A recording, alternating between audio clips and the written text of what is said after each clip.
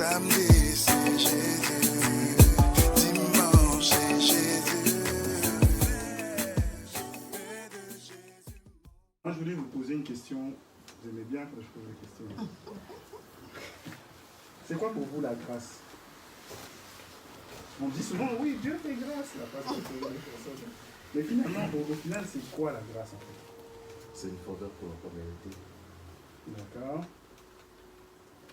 D'autres? Vous pouvez parler à ce que vous libre aussi, hein. Il n'y a pas de souci. Oui. Si je compare à par exemple la grâce présidentielle, c'est en gros, je suis dans une situation qui ne peut pas bouger du tout. Et Dieu, il vient, en un mot, en gros, il fait bouger la situation. D'accord. Ok. D'autres personnes? C'est une capacité. C'est une capacité, explique-nous. C'est une capacité que Dieu nous donne pour faire ce qu'il attend de nous. C'est une capacité que Dieu nous donne pour faire ce qu'il attend de nous. Par exemple, je ne sais pas, le Seigneur me dit d'aller en Afrique pour parler à telle personne. Je ne sais pas comment faire, je n'ai pas de billet, je n'ai rien, je n'ai pas de sous en ce moment, c'est compliqué. Et il débloque la situation, il me permet de faire ce qu'il attend de moi. Ouais. Y a-t-il d'autres personnes encore la grâce? Où ça vous va? Je dirais, de mon point de vue, la grâce, c'est un ordre que l'Éternel donne sur la vie d'une personne, sur un aspect de sa vie. C'est un ordre. Oui, c'est qui donne, parce qu'on dit, ce que l'Éternel ordonne au ciel, ben, ça se fait sur la terre. Si par exemple, on a, je sais pas, une situation qui n'avance pas, on n'arrive pas à trouver du travail, si le Seigneur nous mesure et qu'il estime il veut faire quelque chose pour nous, bah, il donne un ordre et ça se débloque. Même si on ne lui a pas demandé, ou si c'est pour témoigner de lui, de sa gloire. Enfin, c'est un peu confus, mais c'est un peu ça. C'est ce que tu viens de dire. C'est que c'est un peu confus. En fait, vous savez, des fois, il y a des mots et tout dans la Bible, on a l'impression qu'on connaît sur plein de choses, mais en fait, finalement, on ne connaît jamais rien. Ou on comprend de loin, ou on voit, mais sauf qu'on n'en estime toujours ni la largeur, ni la hauteur, ni la profondeur. On ne voit jamais, en fait, ces choses-là. Et c'est vrai qu'on parle toujours, hein, oui, Dieu, c'est la phrase préférée des chrétiens, Dieu fait grâce. Mais finalement, quand on va plus dans ce mot-là de la grâce, en fait, on ne comprend pas ce qui est réellement au fond, en fait. C'est quoi finalement la grâce de Dieu? Et vous connaissez la chanson Amazing Grace? Non. En anglais, Amazing Grace. You understand? C'est bon? Donc, qui connaît la traduction de cette chanson? Ensuite?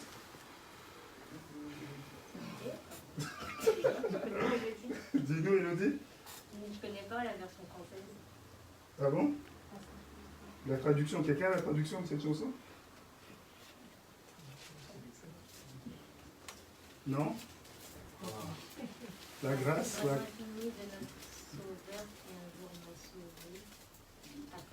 J'ai été seul, perdu, errant dans la nuit, quand Jésus m'a sauvé. C'est ça la chanson. Ah, j'avais pas entendu. Si, elle disait doucement. C'est vrai, il ne faut pas dire doucement, il faut dire. Sois-toi libre, t'inquiète pas. Ici, il n'y a pas de souci. Tout le monde parle, tout le monde dit. Il n'y a pas de problème. Si je parle, tu as une question, tu lèves ta main ou tu me dis, il n'y a pas de souci. D'accord? On est là pour ça, en fait. En fait, nous, on va essayer, juste par la grâce du Seigneur, de comprendre un aspect, parce qu'en fait, il y a un truc avec le Seigneur, c'est qu'il y a toujours plusieurs aspects. Il n'y a jamais une manière de regarder une chose, il y a toujours plusieurs angles. D'accord? Quelqu'un va vous dire comme ça, A, B, C, D. Mais nous, on va essayer de comprendre, en fait, l'angle, on va prendre un angle de la grâce du Seigneur, et surtout comprendre c'est quoi en fait la grâce du Seigneur pour notre propre vie. Et ça, c'est combien important de reconnaître le Seigneur dans sa grâce. Pour ça, on va aller dans le livre de 2 Corinthiens.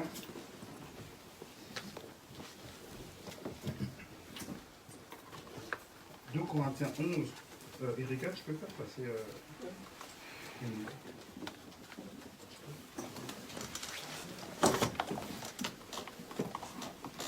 Si tu n'en as pas,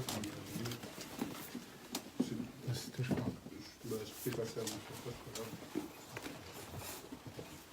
Quelqu'un n'a pas de Bible? Tout le monde en a une? D'accord. Donc,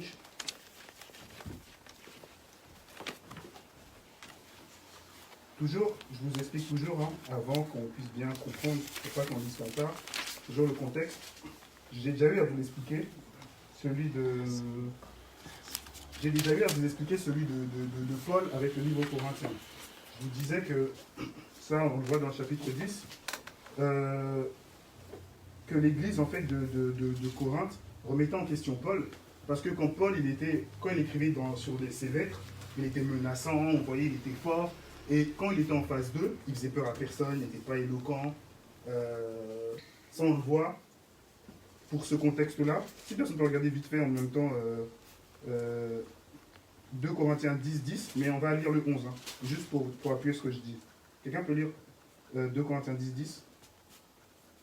Parce que les lettres, dit-on, sont vraiment pesantes et puissantes, mais la présence du corps est faible et la parole méprisable.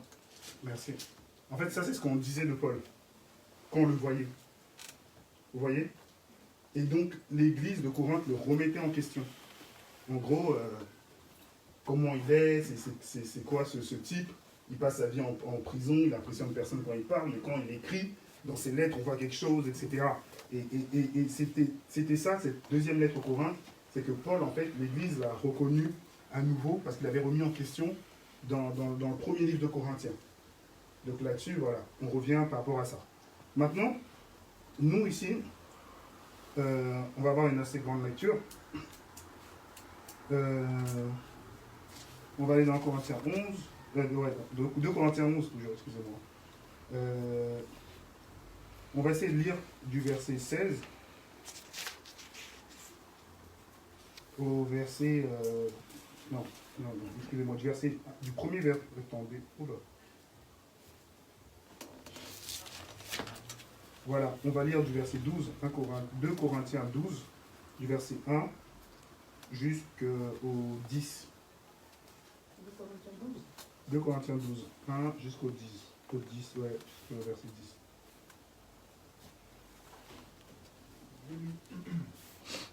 Se glorifier n'est vraiment pas utile, car j'en viendrai aux apparitions et aux révélations du Seigneur.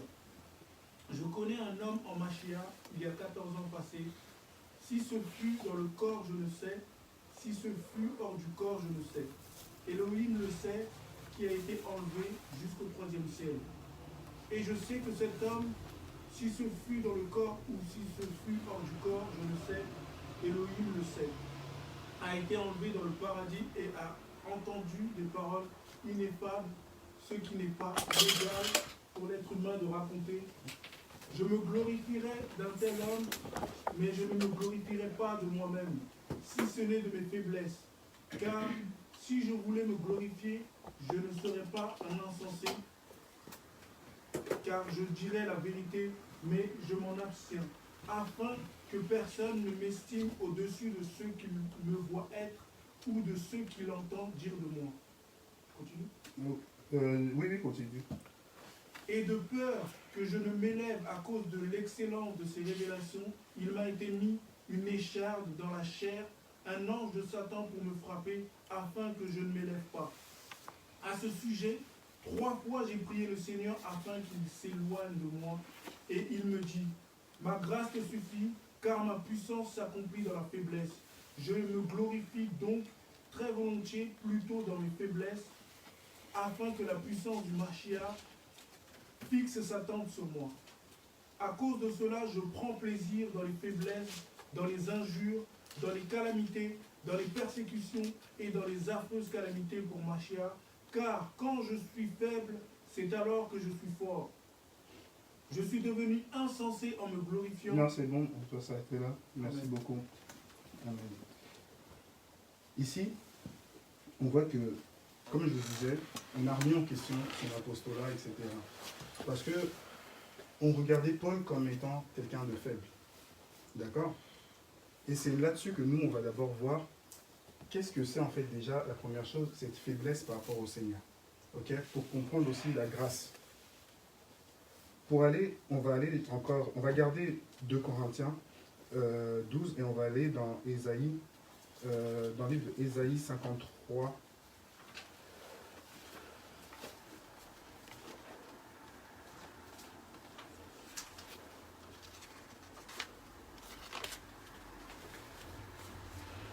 À partir du verset 4. Non, je lis un peu plus, j'aime beaucoup ce verset. Donc je vais commencer à partir du premier verset. Donc Ésaïe 53. Il dit: Qui a cru à ce qui nous a été annoncé? À qui le bras de l'Éternel s'est-il révélé? Il s'est révélé devant lui comme un rejeton, comme une racine qui sort d'une terre assoiffée. Il n'avait ni apparence ni éclat pour que nous le regardions, et son aspect n'avait rien pour attirer. Méprisé et abandonné des hommes, homme de douleur et habitué à la souffrance, semblable à celui qui devant qui on se voile la face. Il était méprisé, nous ne l'avons pas considéré. Certes, ce sont nos souffrances qu'il a portées, c'est de nos douleurs qu'il s'est chargé, et nous l'avons considéré comme atteint d'une plaie, comme frappé par Dieu et humilié. Amen. Ici, on parle du Seigneur. On parle de son état, de ce qu'il était réellement, de ce qu'il était aussi sur la croix. De là où les gens, quand ils regardent son visage, ils se détournent. D'accord? De sa manière d'être. Donc, quand vous voyez quelqu'un qui a un accident dehors, vous détournez vos têtes parce que vous ne voulez pas voir l'accident ou le sang qui est là, vous détournez vos têtes, vous détournez vos yeux, tellement que la vision, elle était affreuse. Et on voit dans Ésaïe 53, quand il a prêché, quand il prophétisait, il expliquait en fait ce qui allait arriver au Seigneur, l'humiliation qu'il allait subir à cause de nous, de chacune de nos vies. Ok? Et on va se rendre compte d'une chose, c'est qu'on nous dit,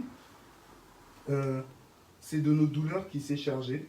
Est-ce que quelqu'un d'autre a...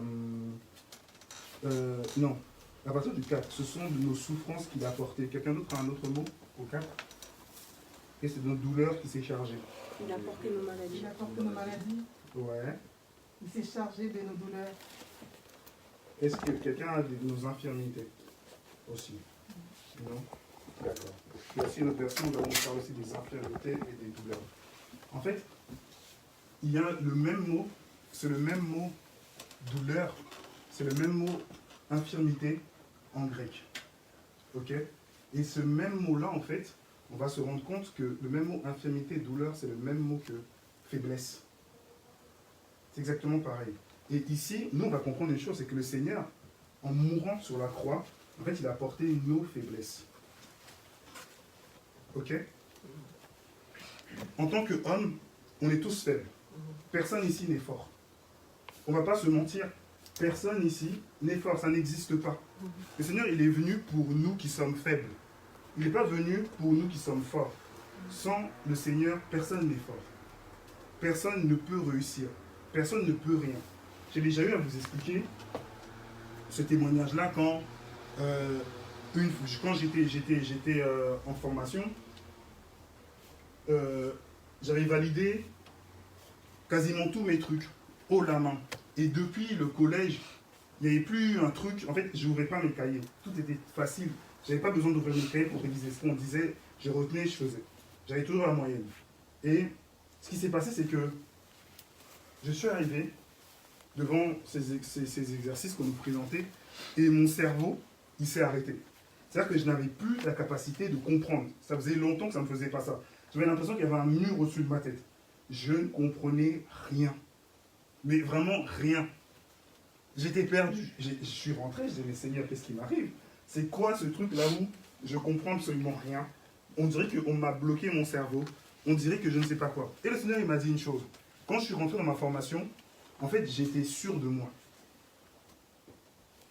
j'étais sûr de mes capacités. Pour moi, c'était toujours facile. Tout était toujours facile, je réussissais. C'était comme ça. Vous voyez, ça m'a fait la même expérience que quand, dans ma tête, j'étais rentré aussi dans mon mariage. Pareil. Pour moi, j'étais sûr. Tout était facile. J'étais sûr, je suis quelqu'un de bien. Je sais, je me connais. Je suis gentil. En fait, tu te lances des fleurs toi-même, mais tu ne te connais pas. Or que quelques temps après, je commence à voir moi-même des trucs. Je me dis, mais Béné, il y a quelque chose qui ne va pas là. Tu étais trop sûr de toi. Pourtant, dans ma tête, j'étais là. Hein. Je pense que j'avais trop regardé avant les films là, romantiques, les trucs, tout ça. Donc, je croyais que j'étais pareil, je croyais que ma vie c'était comme un film. Mais à un moment, il y a le soi-même qui remonte. Et quand on est en face de soi-même, on n'en veut plus. On se rend compte que, en fait, c'était des blessures. Mais sauf que je voulais m'appuyer sur moi, en fait. Vous comprenez? Je suis rentré, à chaque fois que le Seigneur m'a montré une chose, il m'a toujours laissé rentrer quelque part avec moi. Pour que je sois sûr.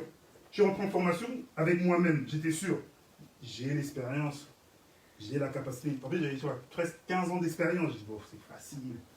Partout, je suis rentré dans le truc, je me disais, oui, avant, j'ai vécu une vie, j'ai collectionné les filles, j'ai fait ça, c'est facile. J'ai vu dans les films, c'était la même vie.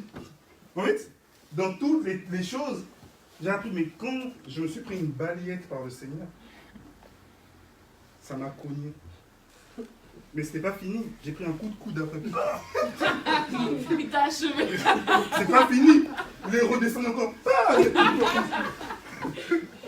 C'est pas avec mes parties. Il est descendu, coup de coude, il est redescendu. Mais qu'est-ce qu'il... Je me suis rendu compte de moi-même. À partir de ce moment-là, c'est là que j'ai commencé à comprendre la repentance. Le changement. Je ne voulais plus de moi. Alors qu'avant, j'étais sûr de moi en fait. Après ce moment-là, je ne voulais plus de moi. Je me suis vu comme dans un miroir. Et j'ai vu que j'étais incapable. À partir de ce jour-là, le Seigneur a dit, maintenant on peut travailler. Avant ça, pour moi, je pensais, hein, il y avait des fois des dons, des visions, des petits trucs. J'étais là. Non, moi, le Seigneur me parle. Je peux prendre tout le monde. Je te sors 15 versets à la seconde. Mais j'avais rien vécu. Je vous le dis, j'avais rien vécu. Rien. Je t'impressionne. Non, il n'y a rien. Pour le Seigneur, c'était du vent. C'est vrai que des fois, je vais voir quelqu'un, il va me sortir 70. C'est bien, mais vis-les d'abord. Vis-les. Ça ne sert à rien de sortir plein de théories. Oui, tu sais, tu vas impressionner tout le monde. Vis d'abord les choses. Une fois que tu les as vécues, on va voir que tu ne vas plus parler comme ça. Amen. Tu vas te descendre toujours en bas en parlant. Tu peux plus. Quand tu es confronté à ces choses, tu n'es plus sûr de toi. Quand vous pensez que je me lève ici, vous pensez que je viens en disant, ouais, je suis intelligent. J'ai révisé. Rien. Je dis, Seigneur, s'il te plaît, aide-moi à parler, je ne sais même pas quoi dire. Je ne peux pas. Ce qui s'est passé, c'est que j'avais un examen pour ça, là où j'arrivais pas. J'ai dit, mais Seigneur, je peux pas, c'est toi qui donnes l'intelligence, tu sors tous les meilleurs versets, mais c'est pas possible. Moi, comment ça? Mais normalement, je connais, normalement, c'est facile, j'ai eu des bonnes notes. Comment ça se fait que ici, il m'a calé plusieurs fois pendant cette formation. Il voulait m'apprendre une grande leçon. Je pense que je n'avais pas bien compris, donc je ratais à chaque fois. Et en fait, je suis parti, plusieurs jours, je me suis assis tout seul dans un McDo l'après-midi. J'ai fait ce que je ne faisais plus, travailler. Je me suis assis, je travaillais. Comme les gens, là, je les voyais avec leurs ordi, là, ça toute l'après-midi. Je travaillais. J'ai dit, bon, il va dire, je vais t'apprendre l'humilité. Tu vas apprendre. J'ai bossé. J'ai dû apprendre. Et là-dessus, c'est là que j'ai commencé à rentrer dans ce qu'on appelle sa grâce. C'est ce que tu disais. En fait, c'est la même chose.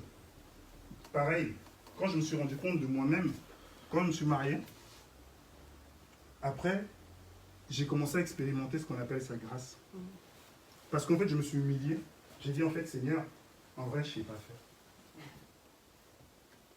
Il m'a montré, mon père, il a dit, ton père, il ne savait pas faire. Il m'a montré mes oncles. Il a dit les oncles ne savaient pas faire.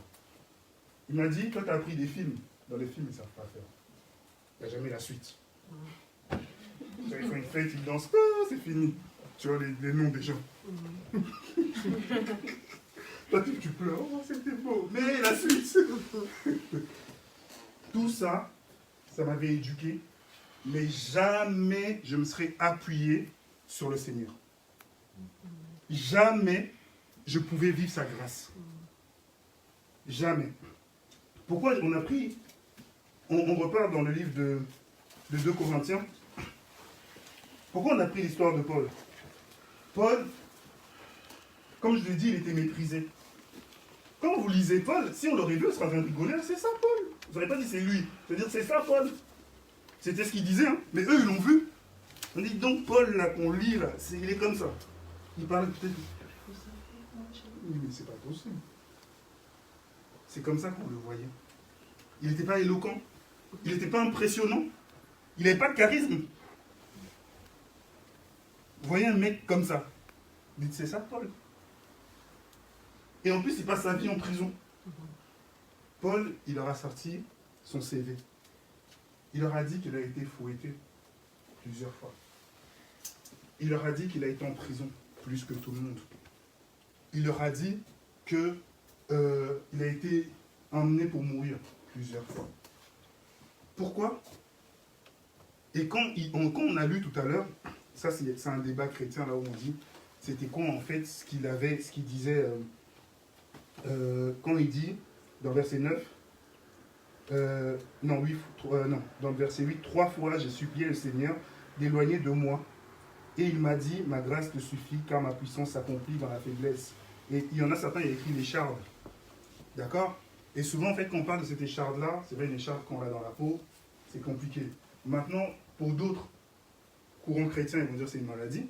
Pour d'autres, on va dire que c'est des gens qui le harcelaient. Et moi, pour ma part, je pense que c'est des gens qui le poursuivaient, qui ne le lâchaient pas, en fait. Pour ma part, c'était ça. C'est-à-dire que quand ils passaient de ville en ville, ces gens-là, c'est eux qui poussaient les autres à vouloir le tuer.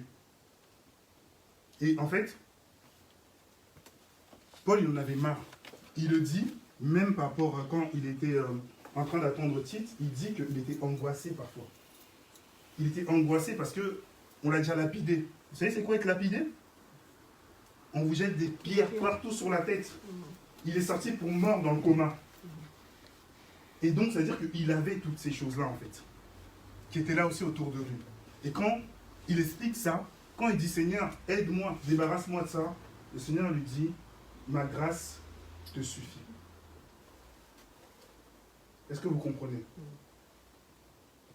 La grâce du Seigneur, ce n'est pas simplement parce que, oui, quand on dit « Oui, Dieu a fait grâce, j'ai eu ça », la grâce, en fait, du Seigneur, elle s'accomplit dans nos faiblesses. Pourquoi?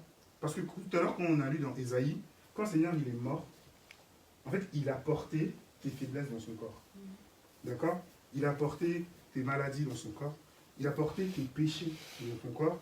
Il a porté ton caractère dans son corps. Il a porté tout ça, il a mis sur lui. Et quand il a mis sur lui, il a souffert. C'est ça qu'on appelle homme de douleur. En fait, il a souffert avec tout ça, mais il est mort pour nous tous avec tout ça dans son corps. Et donc, quand il est mort dans ça, il dit, maintenant que je suis mort avec ta faiblesse, je ne te considère plus faible quand je suis en toi. C'est là, en fait, qu'il agit. C'est-à-dire qu'on a tous des carences. On est tous faibles. Mais à partir de là où nous, on s'appuie sur lui, lui, il récupère ça. Et à partir de ce moment-là, en fait, ce qui se passe, c'est que on devient fort, mais que en lui. Et que par sa capacité. Juste pour finir, Henri, après, je te dis. Donc, ce qui s'est passé, c'est comme quand je suis venu pour mon examen. Je me suis dit, je suis incapable. J'ai prié, j'ai dit, Seigneur, je ne suis pas capable. Je n'ai pas la capacité. Je n'ai pas d'intelligence. J'ai appris. Vous savez que j'ai eu 14 et 14, donc c'était pas mal, ça va. Mais je ne me suis pas appuyé sur moi. Est-ce que vous comprenez? Tu voulais nous dire? Oui, alors ça me fait penser à la partie quand tu dis, quand tu as dit ma grâce te suffit. Ça me fait penser à Samson. quand il s'est retrouvé en face des deux piliers, Mhm. il a fait une prière au Seigneur et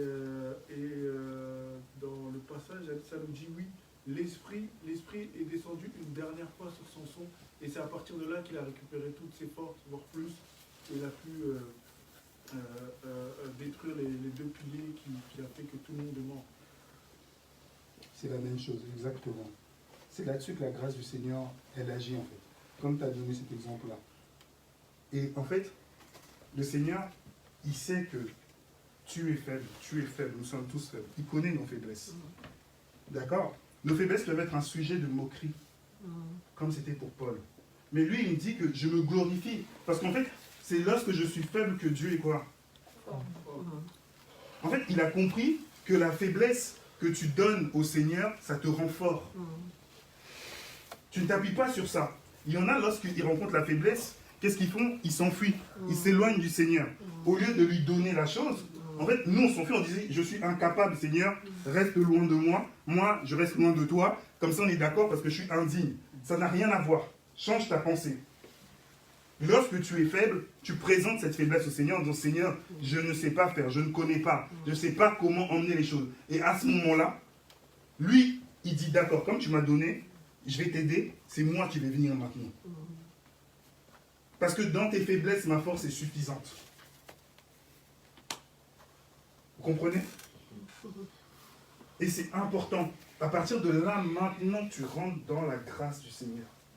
La grâce, qu'est-ce que ça veut dire? C'est-à-dire, en fait, la miséricorde aussi. C'est l'une des traductions de la grâce.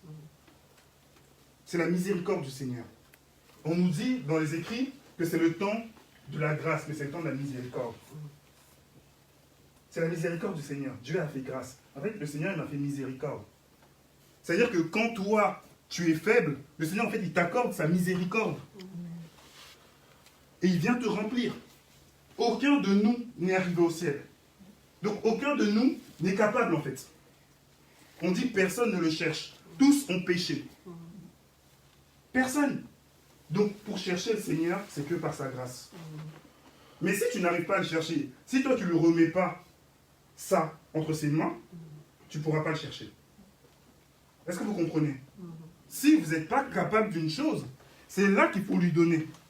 Il dit, venez vous tous qui êtes fatigués et chargés, et je vous donnerai quoi? Donc c'est lui qui nous dit de lui donner. Je lui ai donné mon incapacité. Tous les jours quand je prie, je dis, Seigneur, je suis un mauvais père. Apprends-moi à éduquer mes enfants. Parce que j'ai compris que sur cette terre, les pères, ils n'arrivent pas. J'ai compris que j'étais incapable de donner l'amour suffisant à mes enfants. J'ai compris, je ne pourrai jamais. Quoi que je fasse, même si tous les jours je les emmène à Euro Disney,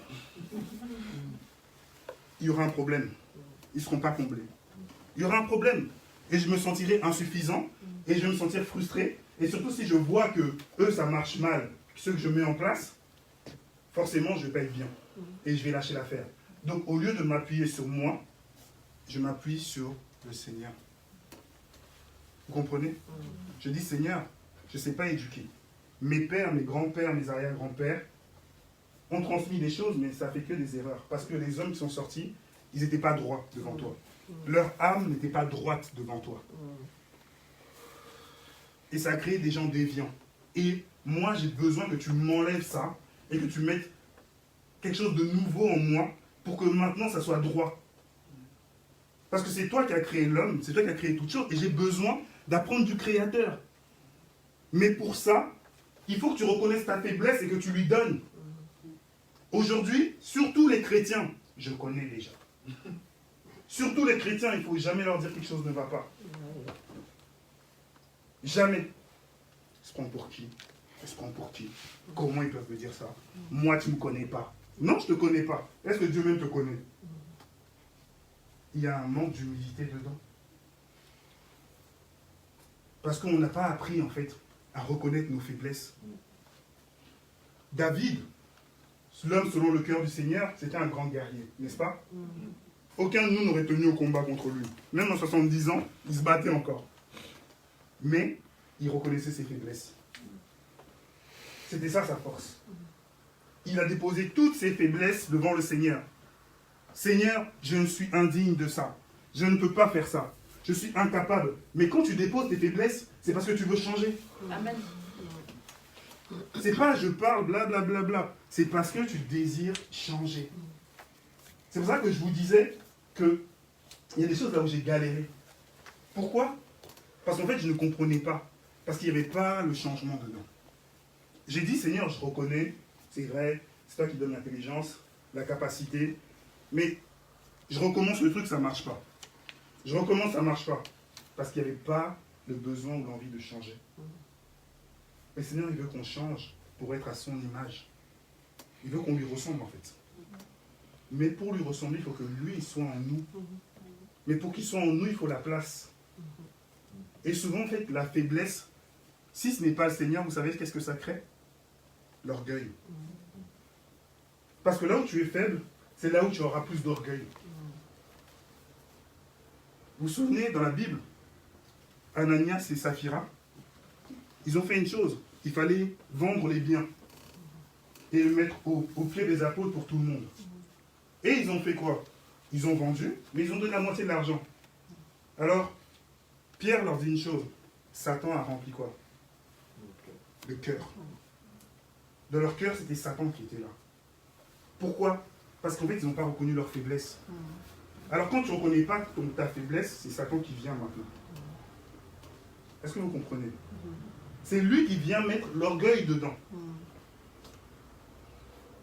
Quand je vous disais qu'avant, quand j'étais sûr de moi, je disais ça, je disais oui, j'étais sûr de moi, même avant mon mariage, j'étais certain, je savais. En fait, c'est de l'orgueil. C'était pour ne pas m'écrouler, parce que je voulais prouver quelque chose. J'ai marché dans ma vie là où, pendant longtemps, je voulais prouver des choses aux gens. Je voulais prouver que j'étais capable. Mais sauf qu'au lieu d'emmener ça devant le Seigneur en disant, Seigneur, j'ai rien à prouver en fait, j'ai rien. En fait, j'ai absolument rien. J'ai tenu la même conduite avec le Seigneur. J'ai voulu montrer au Seigneur combien j'étais capable. Je me suis cogné très fort dans le mur. C'est pour ça qu'on n'arrive pas, en fait, on résiste au Seigneur. Parce qu'on veut toujours lui montrer qu'on est capable, qu'on peut par nous-mêmes. C'est impossible. C'est impossible. L'être humain ne peut pas faire sans Dieu.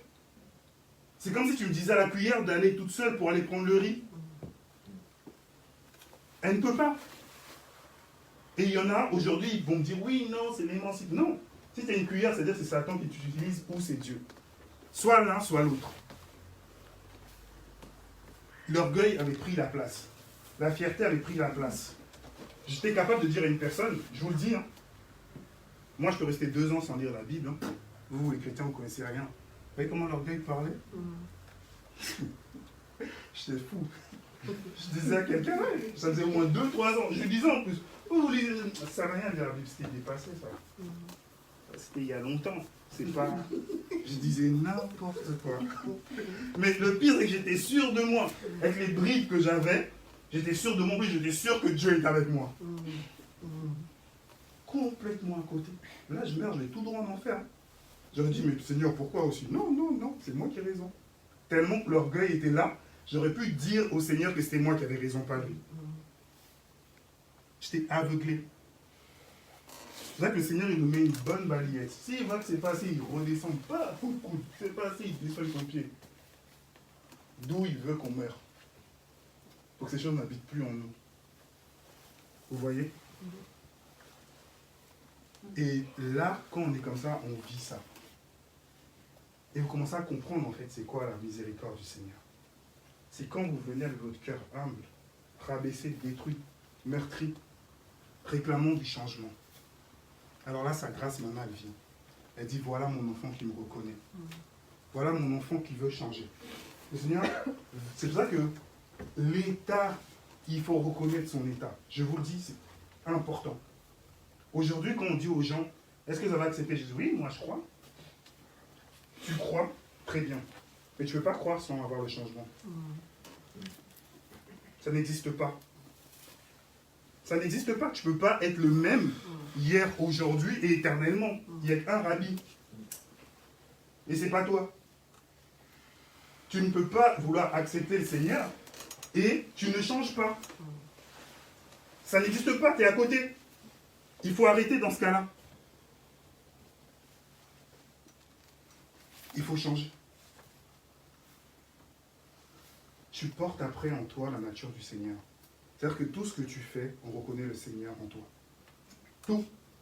Parce que ce n'est plus toi. Les gens du passé, ils vont chercher à t'emmener dans les mêmes routes qu'avant, ils ne vont plus comprendre. Si avant tu étais A, tu ne peux plus être A. Parce que le A, tu n'es plus dominé en fait finalement. Mais il faut le changement. Je ne sais pas si j'avais raconté il y a longtemps le rêve là, qui m'avait marqué. En fait, c'était cette période là où le Seigneur il m'avait énormément écrasé, brisé, tout ce que vous voulez, coup de poing, coup de tout. J'étais dans ma grotte. J'avais tellement envie de changer. Je me retrouvais des fois, je pleurais tout seul comme ça, un grand garçon comme ça, il pleure tout seul. Et je fais un rêve et je vois des gens, on fait la queue comme ça, il y a une machine et tout. Moi, j'étais content, j'étais super content parce que je savais que j'allais changer. Je disais enfin, j'ai fait du mal aux gens, j'ai fait ceci aux gens. J'avais tellement une culpabilité sur ma tête que j'avais besoin que, voilà, comme on dit, qu'on puisse absoudre mes péchés. J'étais pas bien. Et moi, j'attendais. Après, c'était à mon tour. Je viens dans le truc, je voyais une machine. Vous voyez les trucs dans les garages pour la peinture, là, qu'on met. Vous voyez? Comme quand on lave les voitures, le Karcher, voilà. Je vois, on met un coup de Karcher. Et je vois, je suis habillé en blanc. On me dit, c'est fini. Moi, je vois mon portable, au plus, je vois un numéro écrit 666 qui essaie de m'appeler. Je réponds même pas à celui-là. Je dis, je vois écrit, je sais c'est quelle histoire. Toi, tu vois le truc, tu vois écrit 666. Je laisse le portable. Mais j'étais en colère dans ce rêve. Quand ils ont fini, je dois l'appel. Quand je ne réponds pas, j'essaie de m'analyser moi-même dans le rêve. Et je voyais que je n'avais pas changé. J'ai commencé à crier, j'ai dit, c'est quoi cette arnaque? Vous m'avez pas changé, je suis toujours le même, je pense pareil, je réfléchis pareil, j'en ai marre, c'est nul. Et j'ai crié comme ça dans le rêve, je suis parti embrouiller les gens. Alors qu'on a une robe blanche, moi je suis fâché. Alors je sors, je pousse le truc et tout, je vais dehors et je vois. En fait, des fois je me demandais si c'était pas le ciel d'ailleurs. Des fois je me demandais, je voyais plein de gens habillés en blanc et ils marchaient. Et il y avait de l'herbe, et c'était une ville comme ça, il y avait des bâtiments.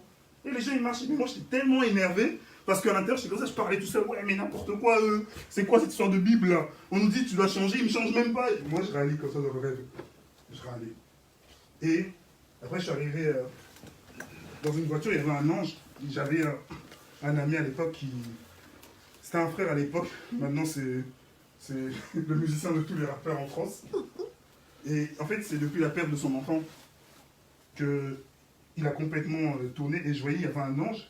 En fait, l'ange, il était là, et il y avait une place, il y avait le bébé, et l'ange, il me dit, en gros, s'ils croient, moi, je vais leur rendre l'enfant. J'attends, en fait, leur prière, ou je pars avec l'enfant, ou je leur rends le bébé, quoi. Et je leur ai dit ça, mais ils sont partis dans autre chose. Donc, voilà.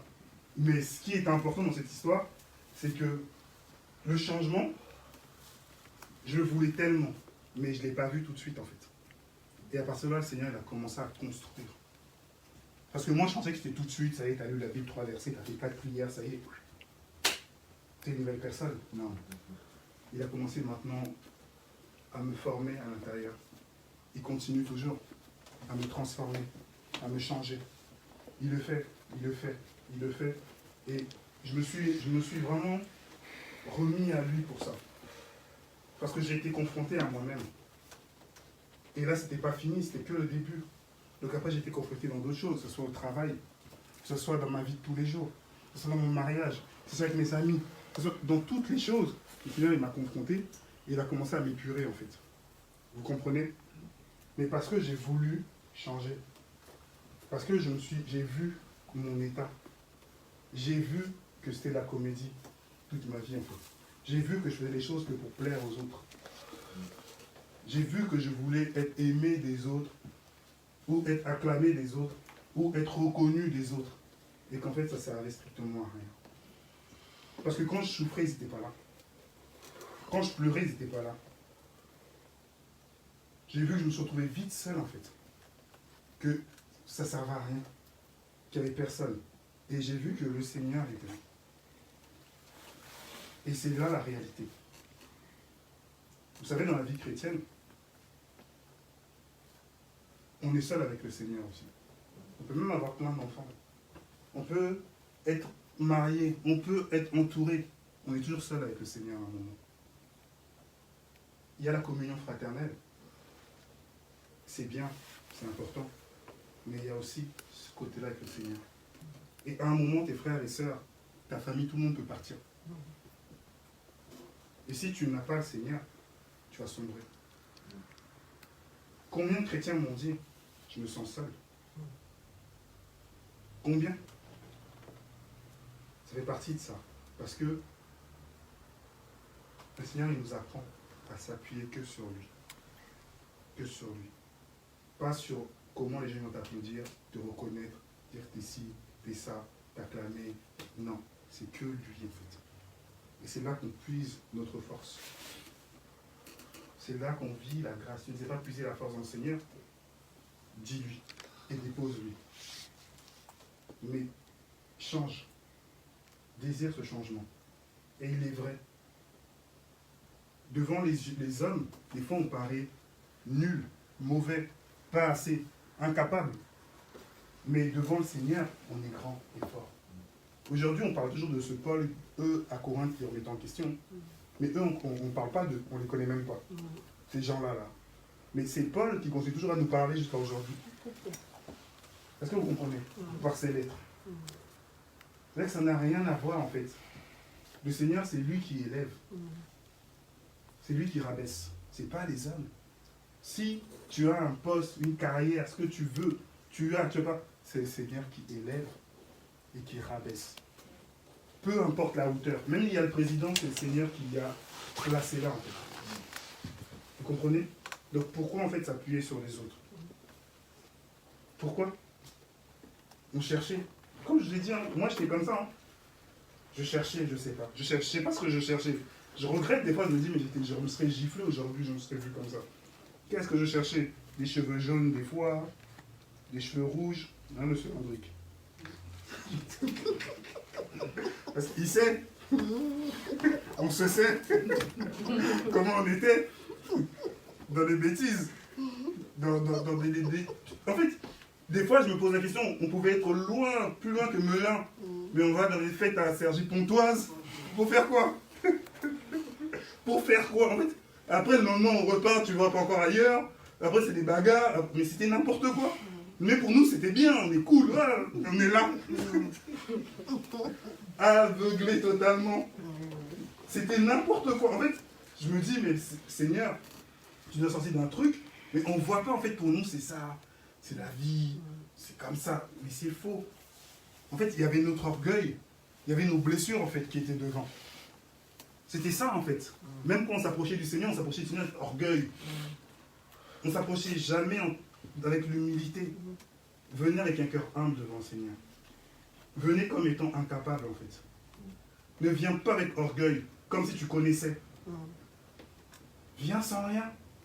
Tu n'as rien à prouver. Tu es né tout seul. Quand tu vas mourir, tu seras tout seul devant le Seigneur. Nous, on ne sera pas avec toi. Hein. Tes amis, tous ceux que tu veux qui t'acclament, même si tu as des contacts sur, je ne sais pas comment ça s'appelle, les réseaux, tout ça, les Insta, tout ce que tu veux, ils ne seront pas là. Personne, tu seras tout seul devant lui. Tu vas faire quoi avec l'orgueil?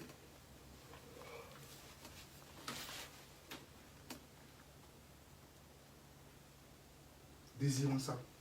Vivons sa grâce. Vivons sa miséricorde, tant qu'on peut la vivre. Cherchez Dieu tant qu'il se trouve. Tant qu'il est prêt. Et c'est une grâce de vivre sa grâce. Un jour, Moïse, il dit, si j'ai trouvé grâce à tes yeux, fais-moi grâce que je connaisse tes voies. Je me suis dit, quand j'avais ça, j'ai dit, c'est quelle prière? Il dit, si j'ai la miséricorde dans ma vie de ta part, fais-moi encore une miséricorde, que je connaisse le chemin, ton chemin. Mais c'est Moïse qui demande ça. Quand j'ai lu ça, j'ai dit, mais ça c'est de la folie. Comment Moïse, déjà, il est déjà dans celui qui montre le chemin dans le désert, c'est lui qui a tout, il demande encore de la grâce pour qu'il puisse encore comprendre le chemin. Pourtant, il parlait avec Dieu de bouche à bouche. Est-ce que vous imaginez? Donc, il a compris que par la grâce du Seigneur, on pouvait encore lui faire grâce. Donc, il s'est reconnu faible, en fait.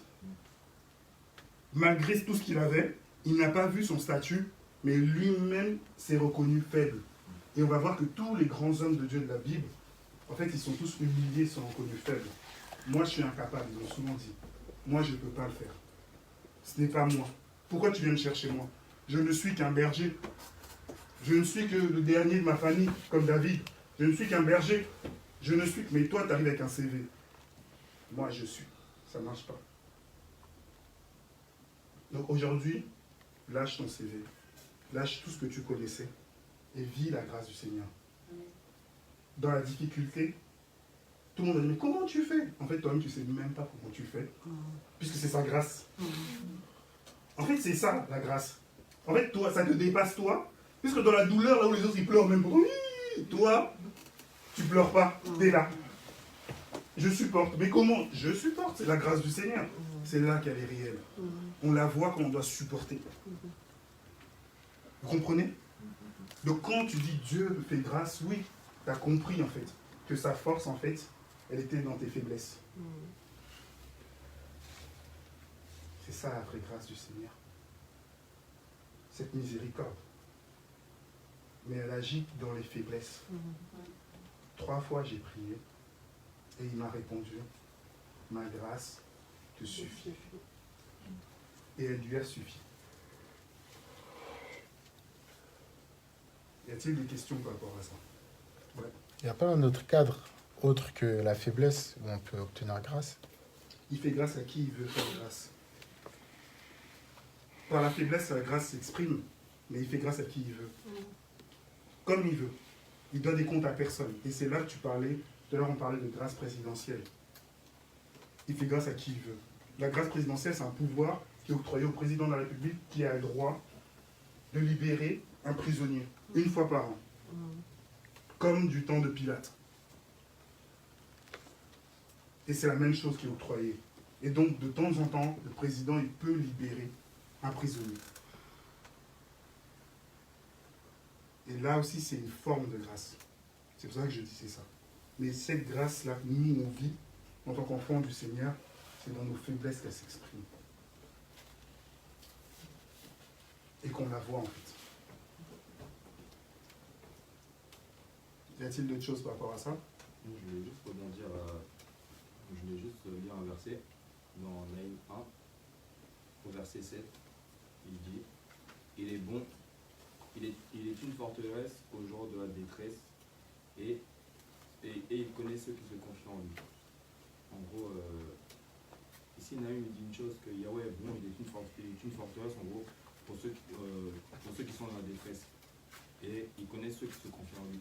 Et quand Béné il parlait tout à l'heure de reconnaître notre incapacité et de tout confier en l'éternel, en fait, tout à l'heure il a dit une chose qui m'a interpellé. Il parlait, à un moment il a dit ouais, ceux qui gardent en gros leur incapacité, est-ce que Yahweh même leur déconne? Et le Seigneur me parlait directement dans ce passage en disant que voilà, en fait, je connais ceux qui se confient en moi tout simplement, pas ceux qui gardent pour eux leur incapacité. C'est comme un peu l'image de la parabole des 2 personnes qui étaient dans le temple, où il y a un qui disait Seigneur, je te bénis parce que je jeûne 3 fois par jour, je te bénis parce que exactement, où je fais des aumônes, je fais des dons, et l'autre qui baisse sa tête, qui s'humilie et qui dit Seigneur, je suis incapable de faire ces choses-là, pardonne-moi tout simplement, aide-moi. Et cette personne s'est confiée en l'Éternel. Et le Seigneur nous dit que des 2 personnes qui sont sorties du temple, c'est cette personne qui s'est humiliée en fait devant l'Éternel, qui était le Seigneur a créé tout simplement ses prières. Et vraiment, c'est vraiment beau tout simplement. Le Seigneur soit béni dans ce passage. Je vais lire aussi Matthieu 8, le verset 17.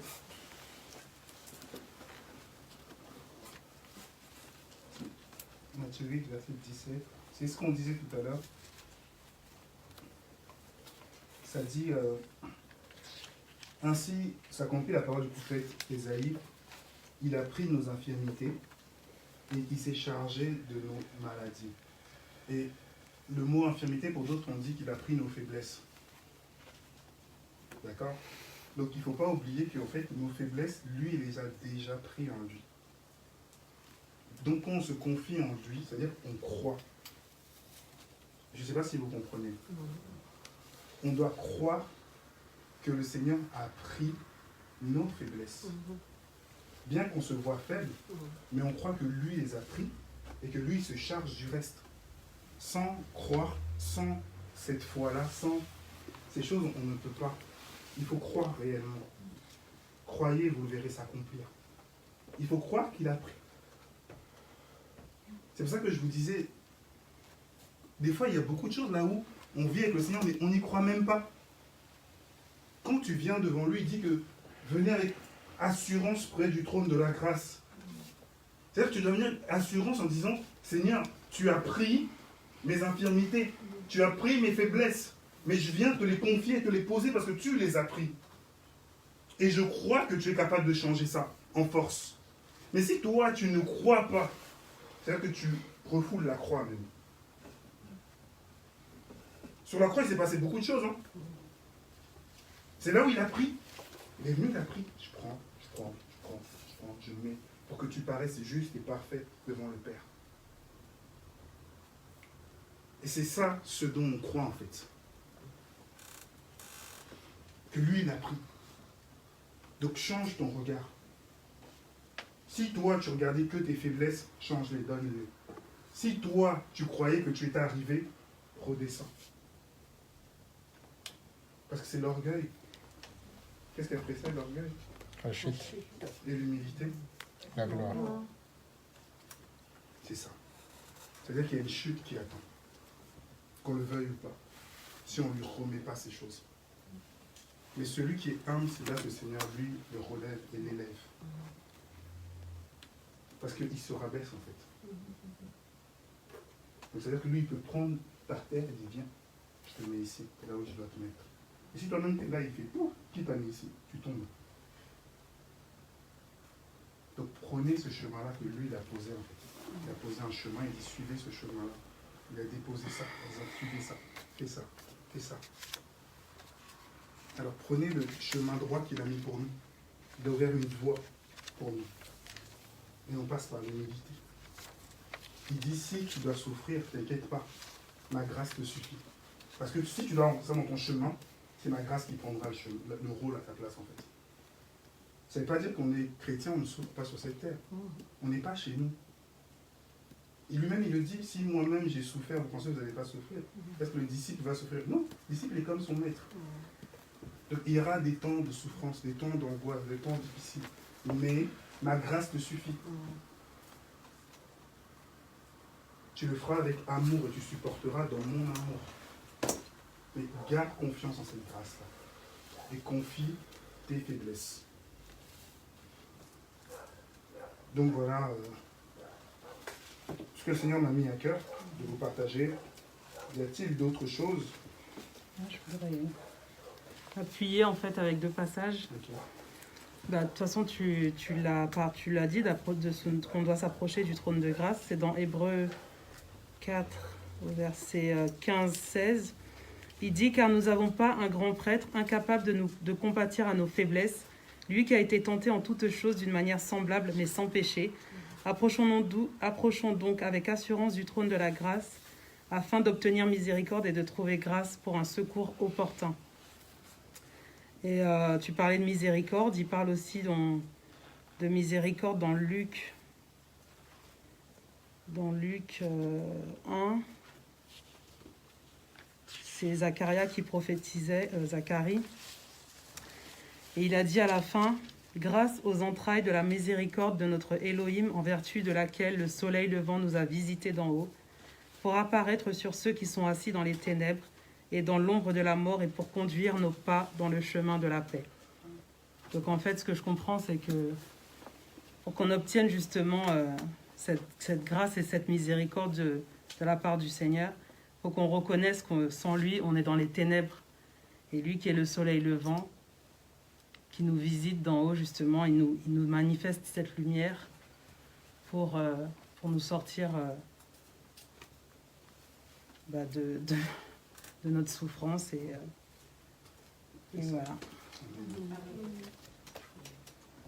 y a d'autres personnes qui ont d'autres choses. par rapport à ça. Juste par rapport au chemin étroit, en fait, ce que tu disais tout à l'heure, fallait alors, si on n'était pas humble, on ne pouvait pas persévérer dans ce chemin étroit. C'est pas pour rien, je pense qu'elle a utilisé le mot étroit. Et j'avais aussi regardé ce que c'était un chemin étroit, et c'était un chemin où même, le chemin étroit, c'était un chemin où même pas un véhicule peut passer. C'est-à-dire qu'on peut y passer que à pied, ou au pire avec un animal, parce qu'il était tellement petit et rabouteux, voilà. Et en fait, quand tu disais, quand je parlais de chemin étroit, ça m'a fait penser au fait que, en effet, l'humilité, en fait, on peut pas, on est obligé de s'abaisser en fait pour passer sur ce chemin-là. On peut pas venir avec nos gros bagages, notre CV comme tu disais, parce qu'il nous a demandé d'emprunter ce chemin étroit. Parce que ce chemin large qu'on a laissé, c'est le chemin justement de l'orgueil, de la facilité, de la fuite, de toutes ces choses qui ne le glorifient pas. Et il nous a demandé d'emprunter ce chemin étroit là où on doit se rabaisser, où on doit laisser de notre vieil homme pour revêtir une nouvelle personne, tout simplement.